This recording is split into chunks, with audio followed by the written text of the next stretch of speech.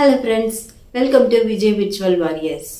மன்சூர் அலிகான் இவரை பற்றி சொல்லணும்னா இவரோட பேச்சும் சரி, நடத்தையும் சரி, பிஹேவியரும் சரி ரொம்பவே ரகட் பாயா, ரொம்பவே அரகண்ட்டாக இருக்கும். பார்க்கவும் ரவுடி மாதிரி தான் இருப்பார். அவர் பேச்சுமே ரொம்ப ரஃப் அண்ட் டஃப்பாக தான் இருக்கும். இருந்தாலும் எவ்வளோ ரஃபாக பேசினாலும் சரி, எவ்வளோ அரகண்ட்டாக பேசினாலும் சரி, நியாயத்து பக்கம் மட்டும்தான் நிற்பார். எதுக்கும் பயப்பட மாட்டார், யாருக்கும் பயப்பட மாட்டார். மனசில் என்ன பட்டுதோ அப்படியே சொல்லியிருப்பார். ஆனால் அப்படி இருக்கிற ஒருத்தரையே மாற்றிட்டாங்களா இல்லை அவரே மாறிட்டாரா, என்ன விஷயம்னு புரியல. டிஎம்கே தான் மறுபடியும் வரும், ஆணித்தரமாக வரும். நானே விழுந்து வேலை செஞ்சாலும் செய்வேன். இத்தனை காலம் எதிர்த்தவன், இப்போ வேறு எனக்கு வழி இல்லை. கரூர் சம்பவத்தப்போ எல்லாருமே தளபதி விஜய்க்கு எதிராக தான் நின்றுட்டு இருந்தாங்க. ஆனால் இவர் ஒருத்தர் தான் நியாயமான பக்கத்தில் நின்று அங்கே நடந்த அநியாயத்துக்கு எதிராக குரல் கொடுத்தாரு. இந்த வீடியோவை பாருங்க, அவர் எப்படி பேசியிருக்காருன்னு. பாவம், அந்த சாகையில், அந்த மரணிக்கையில் அவங்க எவ்வளோ வேதனைகளை அனுபவிச்சிருப்பாங்க. கத்தியில் குத்திருக்காங்க, அடிச்சிருக்காங்க, கீழே தள்ளியிருக்காங்க, பள்ளம் வெட்டப்பட்டு உள்ளே தள்ளி விடப்பட்டிருக்காங்க, மிதிப்பட்டு எவ்வளோ துடிச்சு செத்துருப்பாங்கங்கிறத யோசிச்சு பாருங்கள்.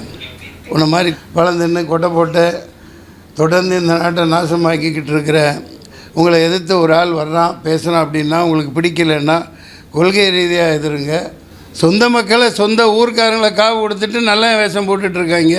ஒரு மிகப்பெரிய திமிங்கலமாக முதலையா அடக்க ஆள் இல்லைன்ன மாதிரி போய்கிட்டு இருக்காங்க. இது ரொம்ப நாளைக்கு இந்த பருப்பு வேகாது. 6 மாதத்தில் மக்கள் இதுக்கான தீர்ப்பை தருவாங்க. I support to unconditional support to Vijay. ஆனால் இப்போ அவருக்கு என்னாச்சுன்னு தெரியல. வழக்கமான அரசியல்வாதி மாதிரி எப்படி மாற்றி பேசியிருக்காருன்னு நீங்களே பாருங்க. ரஞ்சிதமே உதடு வலிக்க கொஞ்சமேனு உதடு வலிக்க கொஞ்சிட்டு முட்டி வலிக்க எல்லா வேலையும் செஞ்சுட்டு அவர்கிட்ட வர்றாரு. மக்களுக்கு முட்டி வலிக்க பாடுபடுவார். முட்டியெல்லாம் வலிக்கும் இல்லையா நடந்து போனா. அதாவது கரூரில் அந்த துயர சம்பவம் நடந்தப்போ ஒரு மாதிரி ட்ராப்பில் விஜய் அவர்களை சிக்க வச்சுருக்காங்கங்கிறது திரு மன்சூர் அலிகான் அவர்களுக்கு நல்லாவே புரிஞ்சிருக்கு. அதுக்கேற்ற மாதிரி தான் அவரும் பேசியிருக்கிறாரு. இந்த பிரச்சாரத்துல போலீஸ் முறையா பாதுகாப்பு கொடுக்கல. யார் கையில் போலீஸ் இருக்குது? அதுக்கு 28 கண்டிஷன் கேட்டு போடுறாங்களா இல்லையா? எந்த கட்சிக்கு அது போட்டாங்களா? அதே மாதிரி 28,000 போலீஸ், 2,000 போலீஸ் அங்கே நிற்கணும்ல. அதே முட்டுச்சந்தையில் கொடுத்துருக்கீங்க. இது அரசியலா? கேவலமாக இல்லை? அயோக்கியத்தன அரசியல் பண்ணிகிட்டு இருக்காங்க. 10,000 பேர் அப்படி தான் சொல்லுவாங்க. 20,000 பேர் சொன்னால் உங்களுக்கு பர்மிஷன் கிடையாதுன்றான். போலீஸை பற்றி தெரியாதா? அன்னைக்கே உடனே போஸ்ட்மார்ட்டம் பண்ணி உடனே போச்சு முடிச்சாச்சு. ஏன்டா அப்படி வச்சுருந்தா எங்கே குத்துப்பட்டிருக்கு, என்னென்ன நடந்திருக்குன்னு தெரிஞ்சிடும். ஆனால் இப்போ என்ன சொல்கிறாருன்னா, இந்த கால் இருக்கே கால், இது தரையில் படணும், பூமிக்கு வரணும், நிலத்துக்கு வரணும், ஹெலிகாப்டர்லயே சுத்திட்டு இருக்க கூடாது, தரையில கால் வச்சு மக்களோட பிளங்கணும்னு சொல்றாரு. விஜய் மாதிரி வானத்திலேயே சுத்திக்கிட்டெல்லாம் இருக்க முடியாது. இந்த கால் இருக்குல்ல, இந்த கால் தடம் கீழே பதியணும். தெருவில் அடிமட்ட தொண்டர்கள் அடிமட்ட இடத்துல அங்கே போய் சந்திக்கணும் மக்களை. ஹெலிகாப்டரில் போய் இறங்கி ஹெலிகாப்டரில் வர்றவன் பணக்காரனுக்கு தான் சொம்படிப்பான், பணக்காரனுக்கு தான் பல்லாக்கு தூக்குவான். புரியுதுங்களா? அவருக்கு என்ன தெரியாதா? விஜய் ஒரு சாதாரண அரசியல் கட்சி தலைவர் கிடையாது. உச்சபட்ச நடிகரா இருந்திருக்கிறாரு, உச்சபட்ச சம்பளம் வாங்கி இருக்கிறாரு. அந்த மாதிரி நடிகரா இருக்கும் போதே மக்களுக்கு ஏராளமான நன்மைகள்லாம் பண்ணி இருக்கிறாரு. பண்ணிட்டு அரசியலுக்கு வந்திருக்கிறாரு. அதனால அவரு அரசியலுக்குள்ள இறங்கும் போது மக்கள் எல்லாரும் அவரை முழுசா நம்புறாங்க. அதனாலதான் கரூர் சம்பவத்துல யாருமே அவர் மேல எந்த விதமான குற்றம் குறையும் சொல்லவே இல்லை. பாதிக்கப்பட்ட குடும்பத்துக்காரங்க கூட விஜய் மேல தப்புன்னு சொல்லவே இல்லை. அதுக்கு காரணம் அவர் செஞ்ச தர்மங்கள் தான், அவர் செஞ்ச நல்லவைகள் தான் அவரை எந்த குற்றமும் செய்யாதவர் அப்படின்னு மக்கள் கிட்ட புரிய வச்சிருக்கு. கூடிய சீக்கிரமா கோர்ட்டு மூலமா இது உலகத்துக்கே தெரியவும் வரும் நிச்சயமா. இது மன்சூர் அலிகானுக்குமே கண்டிப்பா தெரிஞ்சிருக்கும், விஜய் மேல எந்த தப்புமே கிடையாது அப்படின்னு சொல்லி. அதனால தான் அன்னைக்கு அவர் அப்படி பேசியிருக்காரு. ஆனால் இப்போ என்னாச்சு? அவருக்கு எங்கே போச்சு அந்த தைரியம்? எங்கே போச்சு அந்த நியாயத்து பக்கம் நிற்கிற அந்த மனசு? சார், நீங்கள் வில்லனாக இருக்கலாம், உங்கள் பேச்சு அரகண்டாக இருக்கலாம், நீங்கள் பெண்களை பற்றி தவறான கருத்துக்கள் சொல்வீங்க, இருந்தாலுமே உங்களை வந்து பிடிக்குது பிடிக்கலைங்கிறதுக்கு மீறி உங்க மேல எப்பவுமே எல்லாருக்குமே ஒரு ரெஸ்பெக்ட் இருக்கும். ஏன்னா நீங்க எப்பயுமே ஒரு நியாயமான பக்கம் நிற்பீங்கிற நம்பிக்கையே மக்களுக்கு இருந்தது. அந்த நம்பிக்கையை நீங்க இன்னைக்கு போக்கிட்டீங்க. விஜய் அவர்கள் வந்தாலே எப்படி இருக்கும் அப்படிங்கிறது உங்களுக்கே தெரியும். விஜய் அவர்கள் நிக்கிற இடமெல்லாம் பொதுக்கூட்டம் ஆயிடும், நடந்து போனா ஊர்வலம் ஆயிடும்.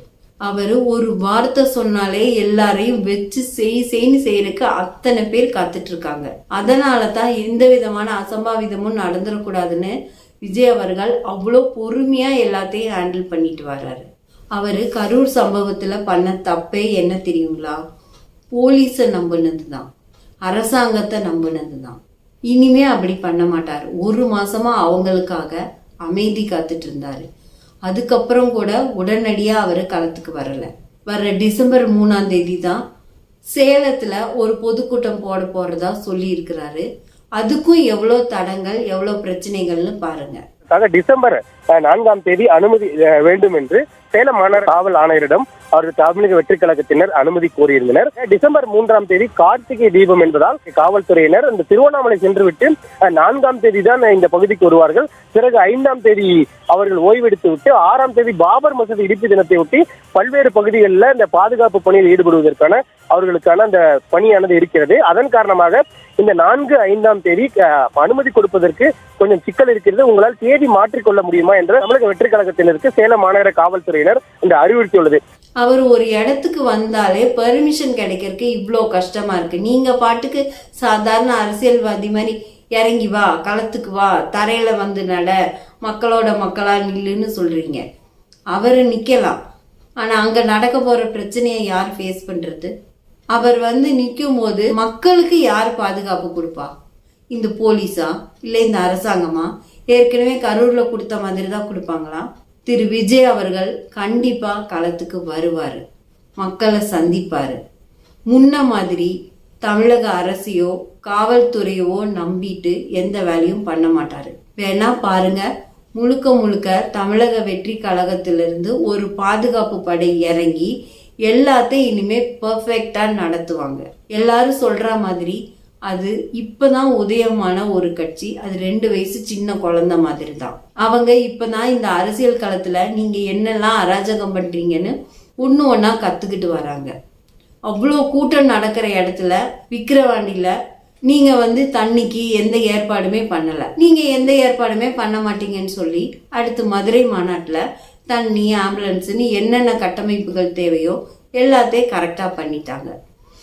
கரூர்ல வந்து தமிழக காவல்துறை வந்து பாதுகாப்பு கொடுக்குன்னு நம்பிட்டு இருந்தாங்க. நீங்க எந்த பாதுகாப்பும் கொடுக்க மாட்டீங்கன்னு அவங்க தெரிஞ்சுக்கிட்டாங்க. அதனால இனிமே பாதுகாப்பு பணிகளை கூட தமிழக வெற்றி கழகம் தன்னோட கையில எடுத்து பக்காவா செய்யும். அதையும் நீங்க பாப்பீங்க.